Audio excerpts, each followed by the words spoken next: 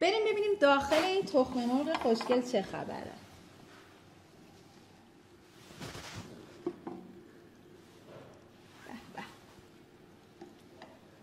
چه هیجان انگیز. بریم تستش کنیم. بریم که دسرمون رو بچینیم و جذابش کنیم. یه مقدار از این شکلات کف ظرف اضافه میکنیم برای اینکه ثابت بشه. یه ذره که بمونه خودش رو میگیره.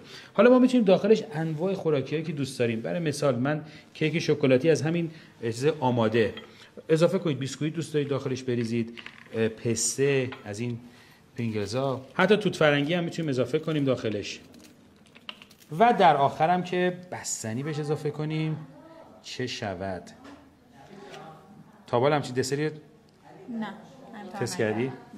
خیلی خوشگله، خیلی ساده است و تو خونه درست کنید خیلی کم هزینه است تا اینکه تو رستوران همچین آیتمی بخواید سفارش بدید. مطمئنم خیلی هم مهمونا خوششون میاد. خیلی، مخصوصا برای بچه‌ها خیلی جذابه. حالا دور تا داره این شکلات تخم مرغ شکلمونو شکلات نیمه آب شده میزنیم.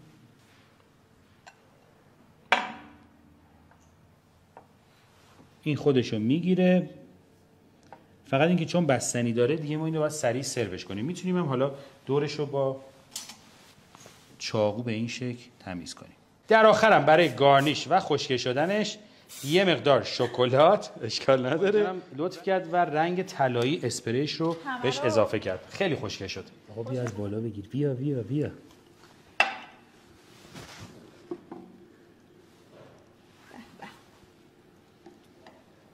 چه هیجان انگیز. بریم تستش کنیم. بستنی و کیک و شکلات و از پستش هم خیلی تعریف کردم. جاتون خالی. جاتون خالی. چه شکلاتی. واقعا خسته نباشید. عالیه.